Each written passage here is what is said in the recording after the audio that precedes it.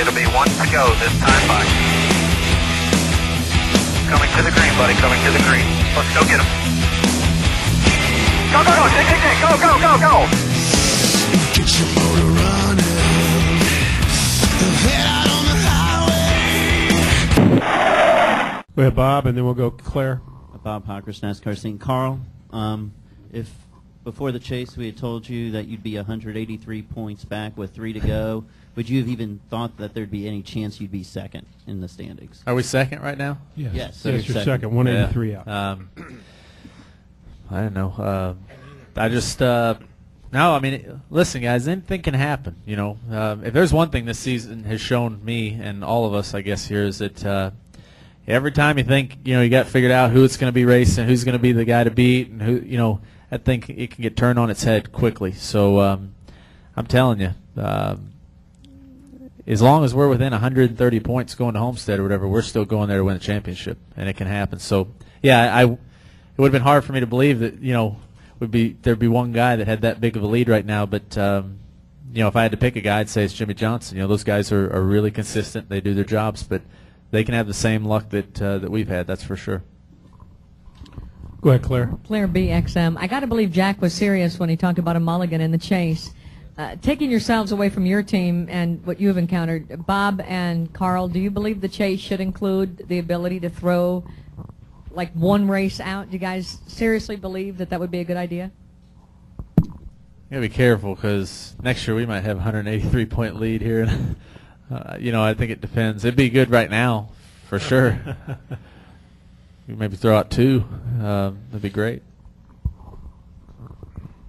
I raced for 20-some years before I started with NASCAR stock car racing back in '88, and I raced in a couple of series and had great championship runs with programs where they did throw out 1 or 2 races. Not just they didn't have a 10-race deal at the end of the season, but throughout the year. And what that really meant was that until you'd used up your mulligan, you raced as hard as you could go every lap. And once if you didn't have a mulligan, well, then you have to be somewhat more cautious. And it's more exciting if you're able to go for as hard as you can until you realize that it'll really hurt you. Yeah, that's a good point. It might make the racing a little more. There will be guys that you can take bigger risks if you haven't used your mulligan. So I think that's part of what the chase format has brought about, knowing that you've got 26 races.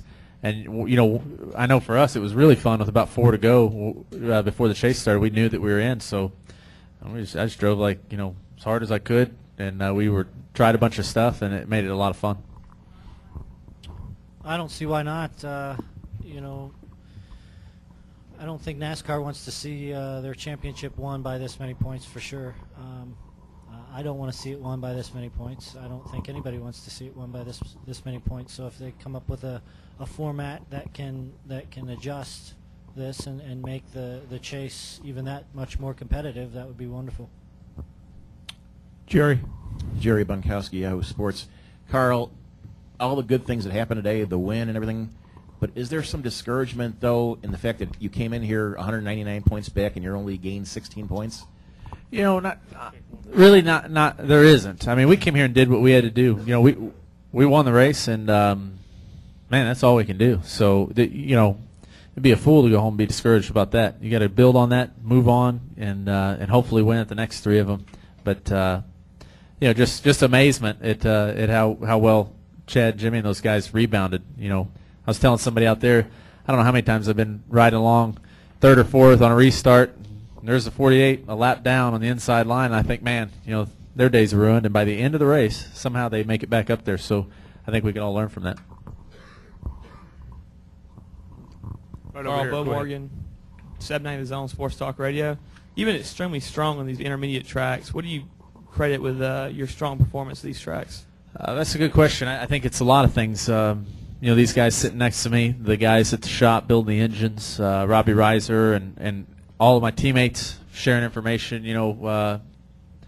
I think that these tracks take they tax every aspect of your team. You have to have good pit stops, good engine, good aero package, good communication with the crew chief, and then for me driving it, they feel a lot like a half-mile dirt track or something like that to me. The way the momentum works, and all that. And I really just enjoy the feel of these places. Right off the bat, we had really good cars in 2004, 2005 at these places, and I really like them.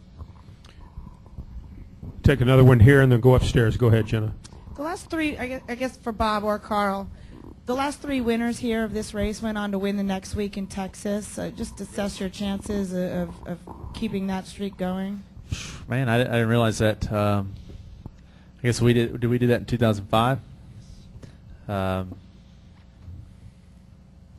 It's the tracks are a lot alike. I'm hoping that all the things we've been doing, with Ford and all their support and the things that we've been doing behind the scenes to kind of make sure that our data and everything matches up and we can run well at these tracks. I hope that it carries over. Things change so fast, though. Really week to week, it seems like early in the season, Jimmy and those guys they weren't that fast at these places, and they figured something out. I just hope that it does carry over. That would be very cool. Go upstairs for another question. Go ahead. Lee Spencer, Fox Sports. As much as you love this racetrack, would you consider having them widen pit road? There was a lot of calamity there today. Yeah, that's a good question. I don't know if it's because of how the size of pit road or just things are coming down crunch time and people are getting every inch they can. I think pit road seems to be wide enough. Honestly, Lee, they can do whatever they want with pit road. Just don't touch the racetrack. It's perfect. Brad, you got another question? Go ahead. Carl, you're also not only chasing the Sprint Cup title, but you're chasing the Nationwide Series title as well, only 116 points back there. So, how hard is it to focus on both right now? I'm very fortunate to be driving both. We got,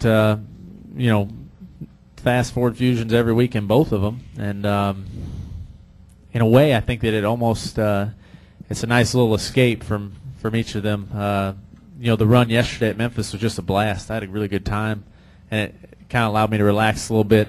I think in a way that feeling of accomplishing something on Saturday can sometimes transfer over, and had a little spring in my step today. So I don't think they take away at all. I think that they kind of help one another. Any other questions for these guys? All right, guys, congratulations. Thank Put on you, a great guys. show. Thank We'll see you you. next week. Thank you.